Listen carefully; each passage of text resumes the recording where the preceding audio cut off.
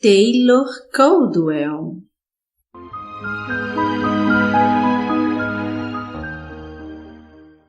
Médico de homens e de almas.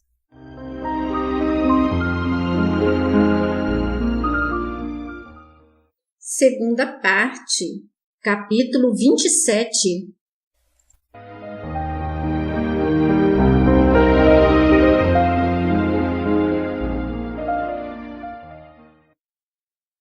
Lucano não podia saber que tinha merecido uma grande honra com a permissão de ver César a sós, sem sequer a presença de um guarda. Não podia saber que o astuto Tibério vira imediatamente que ali estava um jovem no qual se podia depositar absoluta confiança. Lucano também estava julgando rapidamente Tibério. Um homem rude e ressentido. De que se ressentia ele? De sua esposa infiel? De seus amigos? De seus encargos? De Roma? Lucano sentiu até mesmo compaixão. Em algum lugar, no jardim que ficava para além da biblioteca, pavões pipilavam e havia um som distante de música. Mas na biblioteca, os dois homens, um o poderoso César, o outro apenas um jovem médico, olhavam-se francamente. Lucano cheirou o ar, um odor leve mas desagradável, dos unguentos que se espalhavam pelo rosto espinhento de Tibério. Chegou até ele. Desejou falar, mas recordou-se de que César sempre deveria falar em primeiro lugar. Tibério, por sua vez, viu que Lucano não o temia. Ficou a cogitar por um momento se o jovem seria um tolo. Apesar disso, sentia-se impressionado pela aparência de Lucano e disse, observando atentamente o rapaz: "Posso apresentar-te, meu bom Lucano, minhas condolências pela morte de teu pai, homem justo, simples e heróico, o último dos grandes romanos."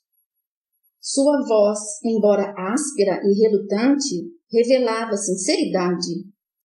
Lucano sorriu, grato. Provavelmente para Tibério não seria um segredo o fato de Diodoro ter desdenhado de suas qualidades militares, e ainda assim César podia falar de maneira tão bondosa a respeito dele. Lucano, embora com desgosto renovado, pensou que também Tibério era um homem justo. Tibério recostou-se em sua cadeira e ficou a olhar para a janela aberta, que reluzia com o sol. Ordenei que levantasse uma estátua dele para o pórtico do Senado. Falou distraidamente, coçou um ponto irritado de seu rosto. Lucano sorriu diante de tal ironia. Os senadores teriam o duvidoso prazer de ver sempre a estátua de alguém que os denunciara, e mesmo no limiar de sua casa, armado com sua espada de mármore. "Majestade, és muito sutil", falou. Tibério ergueu as sobrancelhas negras. O jovem não era um tolo, afinal, e disse: "Se eu tivesse 1000 homens como Diodoro Cirino em Roma, poderia dormir bem as minhas noites. Estou preocupado, Lucano, em fazer tudo quanto estiver em meu poder para mitigar o desgosto da família e honrar a memória do tribuno. Não compreendo tua carta. Nomeei-te médico-chefe oficial em Roma, contra o ranger de dentes dos demais médicos, e tu me pediste que anulasse tua nomeação? Estou curioso para saber por quê." Lucano corou. Não tinha noção de que fosse não só incrível, mas perigoso aquilo de recusar o que César oferecia. Era como se uma mariposa tivesse desafiado uma águia. E disse gravemente: "Roma não precisa de mim. Foi isso que te escrevi, majestade. Mas os pobres e os escravizados precisam de meus serviços nas províncias." Tibério ficou silencioso.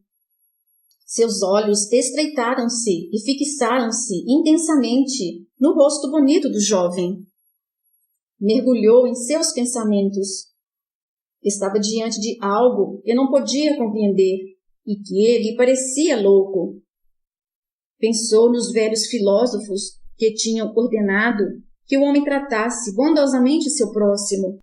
Também os sacerdotes dos templos de Roma exortavam as pessoas a terem bom coração em nome dos deuses e serem justas, honestas e misericordiosas. Entretanto, tudo aquilo não passava de palavrório. Nenhum homem mentalmente são acreditava em tal coisa, considerando o que o mundo sempre fora. A boca de Tibério curvou-se num sorriso. És médico, cidadão de Roma, filho adotivo de um grande e venerável homem e possuidor de fortuna, disse ele.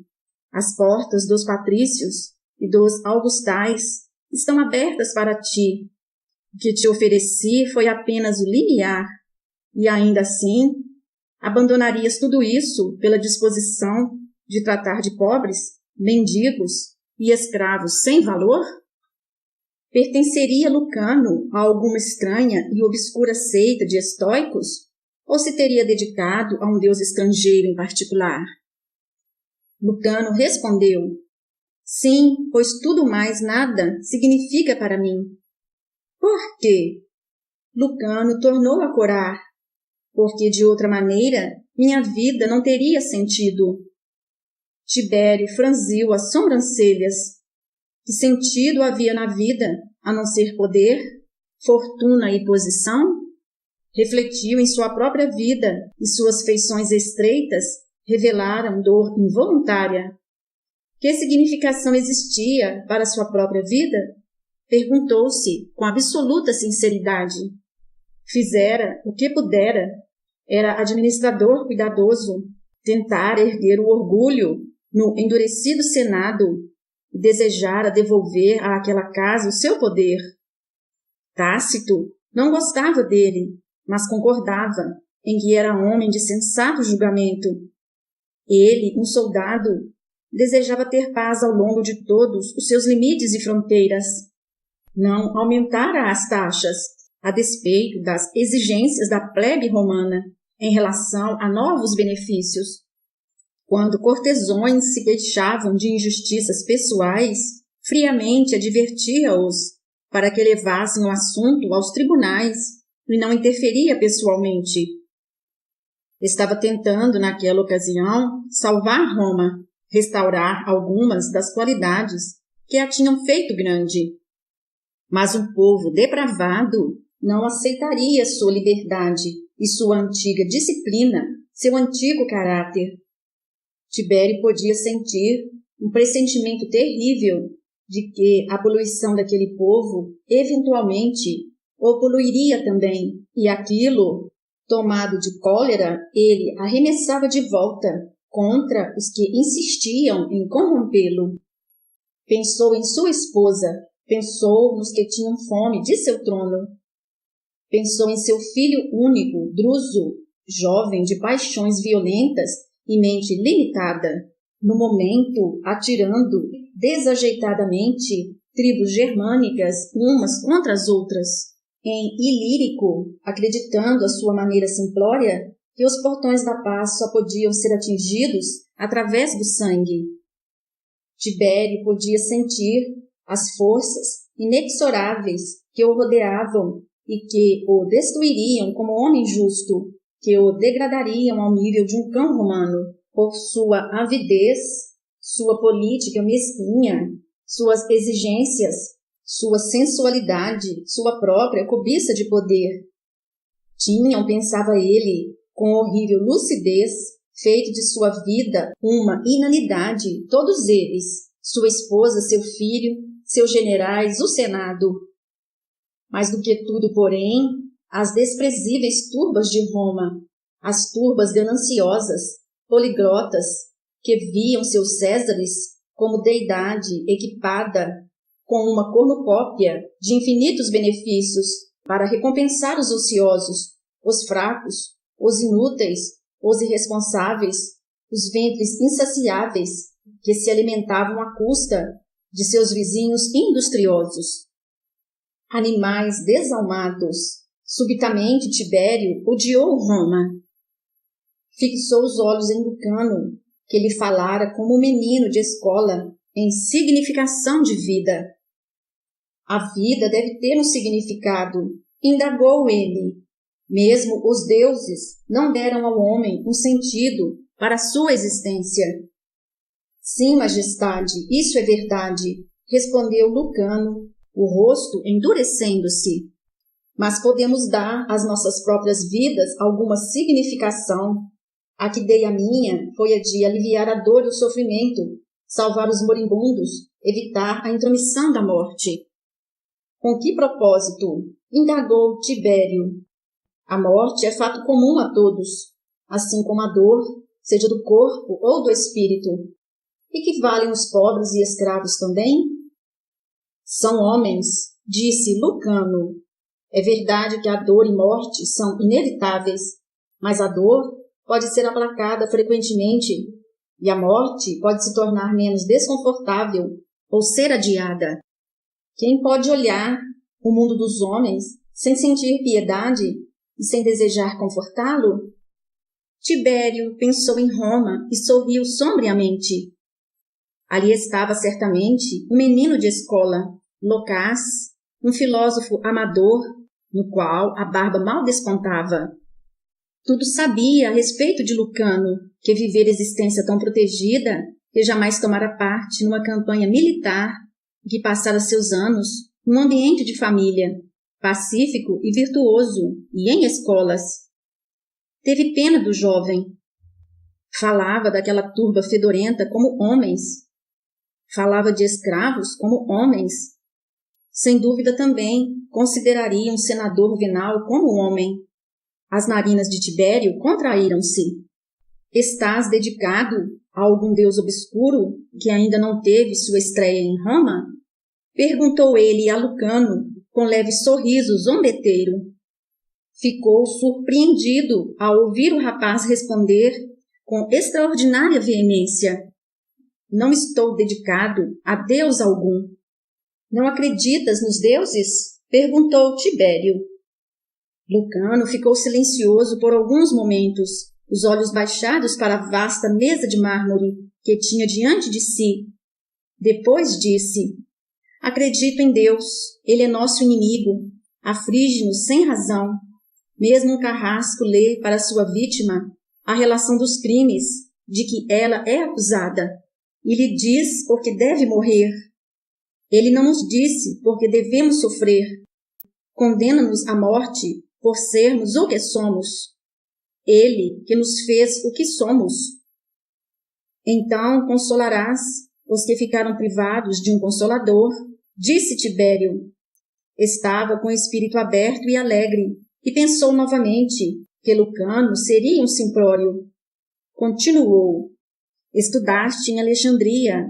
Sem dúvida encontraste professores judeus ali.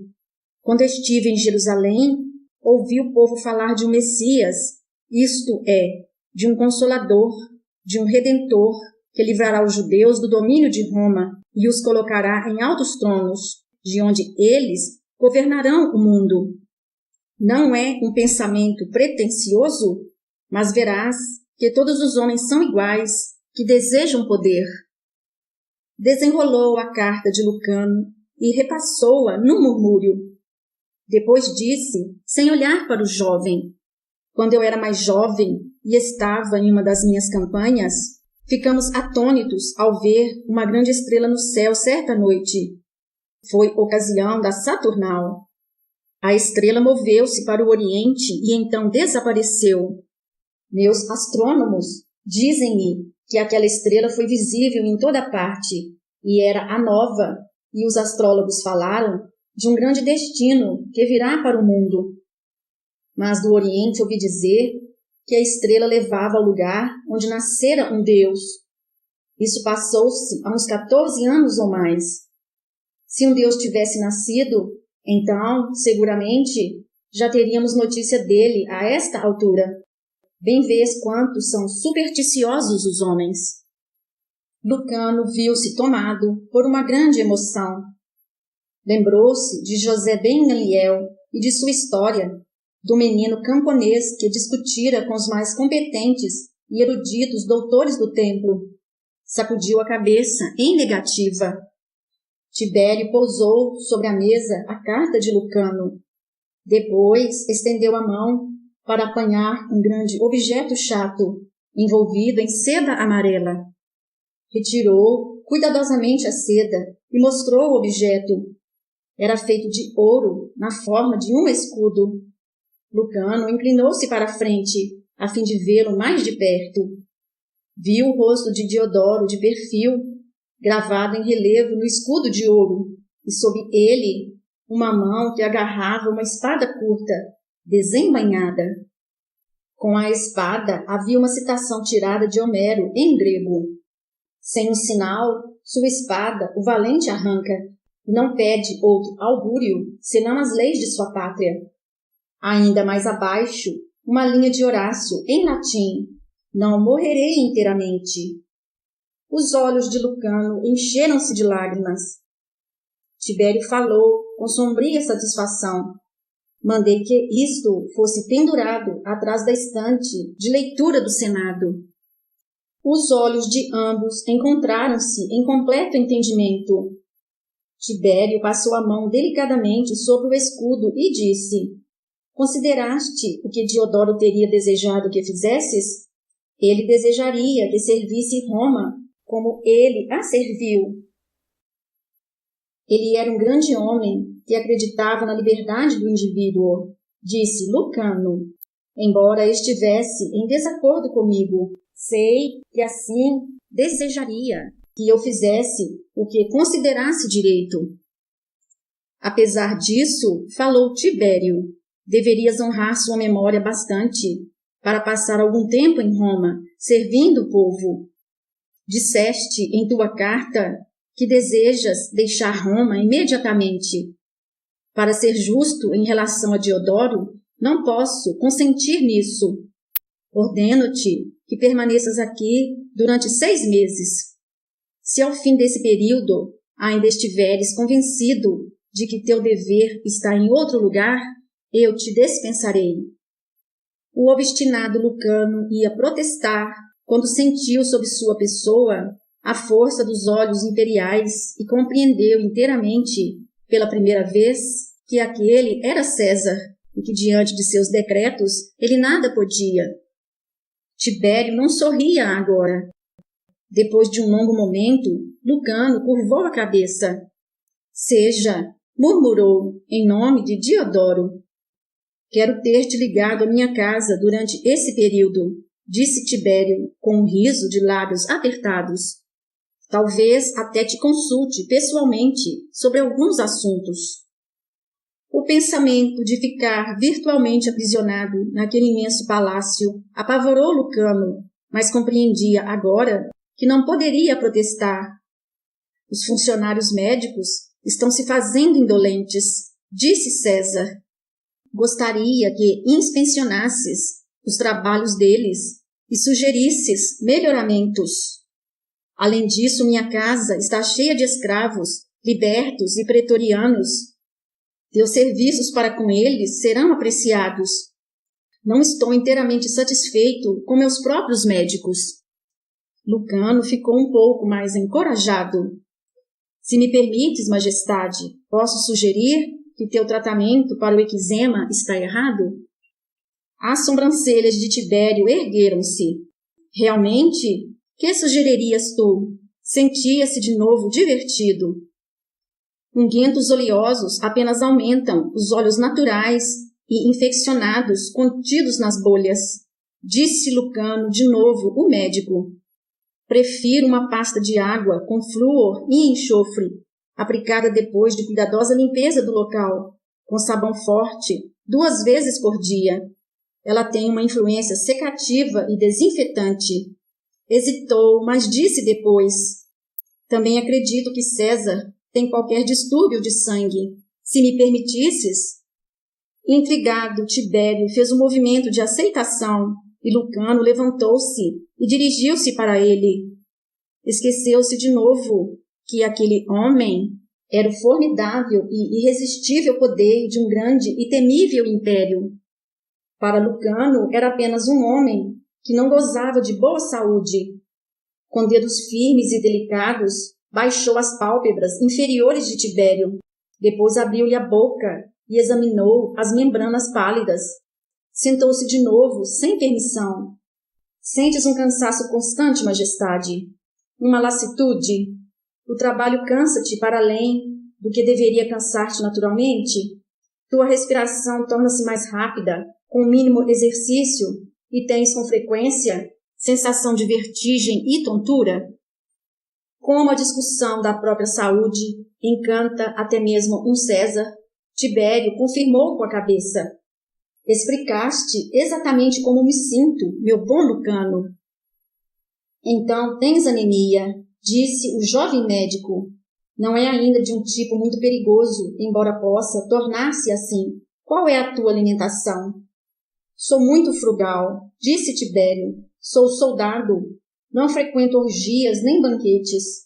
Alimento-me como um soldado, muito sobriamente, de um pouco de queijo, leite de cabra, pão, vinho tinto simples, frutas e verduras, ocasionalmente um pouco de carne ou uma coxa de ave. A alimentação é errada para um homem em sua 6ª década, disse Lucano em tom reprovador. Sugiro carne fresca de vaca 3 vezes por dia, rico e pesado vinho, poucos vegetais e frutas só uma vez por dia. O peixe não é muito bom para a anemia, nem as aves. O melhor que receito é uma boa porção de fígado de vaca, pelo menos uma vez por dia. Tibério fez uma careta. Meu cozinheiro prepara um acepipe com fígado gordo de porca, que tenha sido alimentada com grande quantidade de figos maduros. Detesto aquilo. Apesar disso, já que agora és meu médico, comerei fígado de vaca na refeição da tarde. Apoiou o queixo na mão direita e ficou a olhar para Lucano. És jovem, disse, e dono de extraordinária beleza. És também rico, estimado e médico. Entretanto, és infeliz. Se eu tivesse tua idade e fosse dono dos dons que possuis, sem ser César, seria o mais feliz dos homens. Vejo tua angústia. De onde vem ela? Lucano não pôde falar durante alguns momentos. Depois respondeu em voz baixa. Um dos desgostos da vida é a precariedade de todas as alegrias. Tibério ergueu os ombros.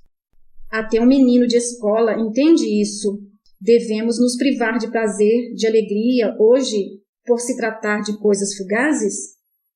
Lucano olhou diretamente para ele então e viu, instantaneamente, que ali estava um homem profundamente perturbado, sofrido e em desespero. E sentiu-se repleto de desespero correspondente, pois não tinha palavras para confortá-lo, nem esperança para dar-lhe. Como ele próprio perdera a rúbria, Tibério perdera seu amor. Compartilhavam, assim, uma desolação comum a ambos. Tibério o olhou nos olhos e viu que deles emanavam sofrimento e desejo de ajudar, e viu a impossibilidade em que o jovem se sentia de ajudá-lo. Comoveu-se, e era espantoso que alguma criatura ainda conseguisse comovê-lo. Respondeu rapidamente sua própria pergunta. O que os deuses nos deram não deve ser recusado, seja bom ou mal, pois que escolha nós temos. Mesmo eu não posso embriagar-me para alcançar a crença temporária de que o mundo é tolerável para um homem de pensamento. Bateu uma campainha que estava sobre a mesa e as portas de bronze giraram, maciças, abrindo-se. Plócio e 4 pretorianos entraram imediatamente. Plócio relanceou os olhos preocupados para Lucano, mesmo enquanto saudava o imperador, e ficou estupefato de ver que o jovem se encontrava recostado em sua cadeira de marfim, como um igual reconhecido. Meu bom Plócio, disse Tibério, tu conduzirás Lucano aos melhores aposentos, onde ele ficará durante algum tempo como meu hóspede de honra. e mandarás uma mensagem para sua mãe, informando-lhe que seu filho está comigo. Depois de Lucano ter saído com Plócio, o imperador permaneceu sozinho durante algum tempo, a cabeça entre as mãos. Havia senadores, augustais e patrícios à espera para vê-lo, e também magistrados, e ainda assim Tibério não os mandava chamar. Pensava na ausência de afetação de Lucano, em sua nobre simplicidade e naquela qualidade férrea que havia nele e não podia ser removida, e em suas manifestas virtudes. Não podia decidir se Lucano era um tolo ou um homem muito sábio, apesar de toda a sua juventude. Depois riu asperamente consigo mesmo. Lucano estava agora no Palácio Imperial. Depressa correria a notícia de que ele estava ali como hóspede de César, e a corrupção filtraria lenta e insidiosamente em direção dele, como água oleosa e negra. Seria o moço envolvido por ela? Seria, certamente, pois homens têm uma tendência natural para o vício, e poluição é seu elemento natural. Veremos, disse Tibério em voz alta e tornou a rir amargamente. Fim do capítulo. Minha alma glorifica o Senhor, meu espírito se alegra em Deus, meu Salvador, pois atentou para a humildade da sua serva. De agora em diante, todas as gerações me chamarão bem-aventurada.